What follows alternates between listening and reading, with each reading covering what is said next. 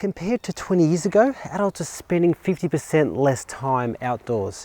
In fact, in westernized nations like the USA, the latest research shows that the average person spends well over 90% of their time indoors. And unfortunately, it's a trend which is actually getting worse, not better. There are many reasons why we are spending less time outdoors.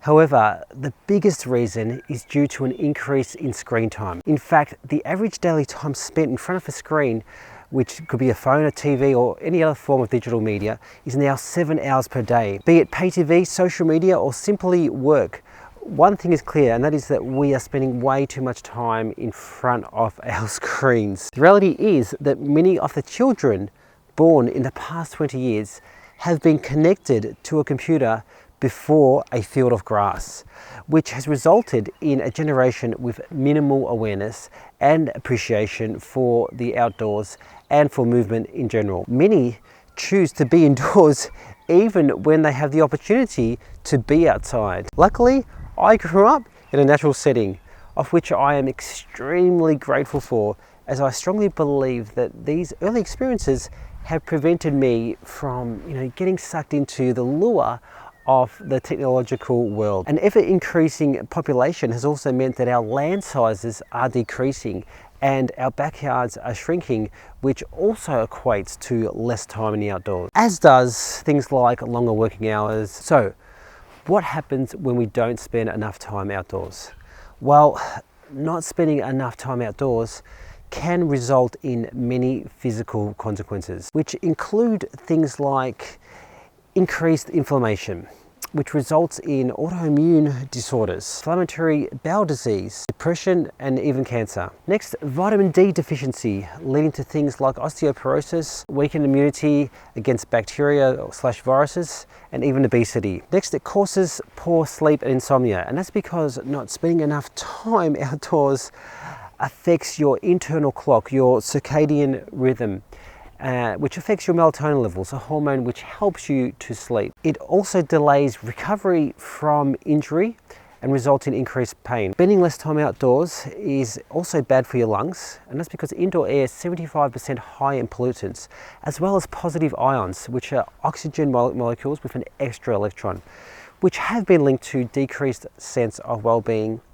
decreased alertness, increased anxiety, and a higher resting heart rate as well. Next, it can decrease your immune system. For example, lack of exposure to dirt increases your risk of developing type 2 diabetes and much more. Finally, it shortens your life. People who spend less time outdoors have been shown to have poorer overall health and longevity. Not spending enough time outdoors is also associated with mental health consequences too. And these include things like increased stress and anxiety, which happens by increasing cortisol levels, a hormone often used as a marker for stress. The less time you spend in nature, the more time you spend in your head. And this results in increased stress and anxiety. Less time in nature means less restorative time for your brain, resulting in decreased problem-solving skills, less creativity or use of your imagination, weakened cognition, short-term memory loss, selective attention, a decreased ability to multitask, and a decreased ability to concentrate or focus your attention on one task. Also, it can result in decreased self-esteem and mood.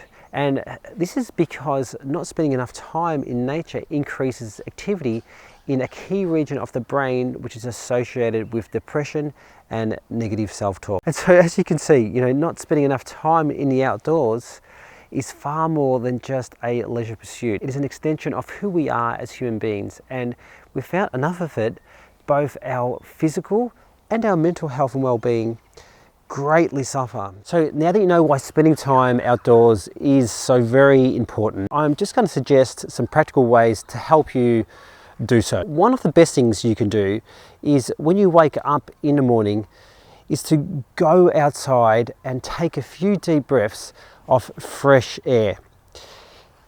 Inhaling in through your nose and deep into your belly.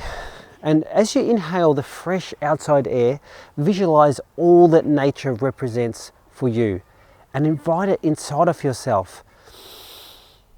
Pause for a few seconds before slowly exhaling and letting go. You can keep your eyes open or closed, but aim to repeat this for at least 3 full breaths before getting on with your day. Next, when it comes to exercising, try to exercise outdoors as much as possible, rather than in a gym or in your home. And this could include, doing a strength training session with body weight or added resistance. It could be a cardiovascular workout, such as going for a walk, a jog, or riding your bike. Or it could be flexibility training, such as static stretching, or doing something like yoga. Also, leave your car at home and walk wherever you can, to the shops, to the train station, etc, etc. Also, consider getting a pet if you don't already have one. You probably see my little dog running around here. As long as you're willing to spend time outdoors with it, it can be a great way to engage our outdoor time as well. Next, when it comes to meeting others, instead of meeting with friends at a cafe, for example, meet in a park, or if you live close to the beach instead, or whatever. Also, take a daily walk after a meal, either on your own or with a loved one. Take your children to a park instead of an indoor play center. Next is technology, and it really is important here to restrict your use or consumption of technology, including things like TV, computers, tablets, phones and other devices. One way to do this is to configure your phone, tablet, PC and TV to send a weekly screen time report, and then set some screen time limits and make sure that you don't go over them. Also, when you do use technology, try to do so outdoors if possible, which is not hard to do with mobile devices, and more so if you don't have an outdoor job. This is what I often do myself. I actually have an outside desk just over there in my garden, which I put my laptop on and work on all of my holistic health stuff whenever I can.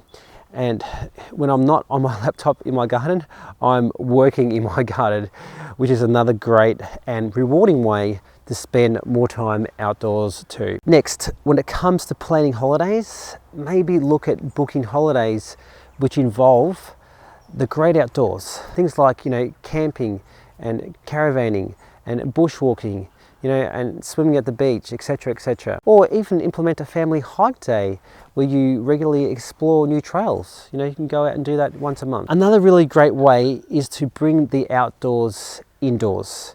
And you can do this simply by putting plants in your home and office space, and keeping the doors to the outside open whenever possible. Also, try to have an office with a window to the outdoors, facing your backyard. If you can build an outdoor kitchen, or have an outdoor entertainment area and share meals outdoors as often as possible, or at a minimum just put a small table with some chairs outdoors, if you've only got like a small backyard or courtyard space, and eat out there as often as you can. And you can even do an outdoors meditation indoors for those days when getting outdoors is too difficult, as research shows that even visualizing being in the great outdoors has profound effects on our well-being.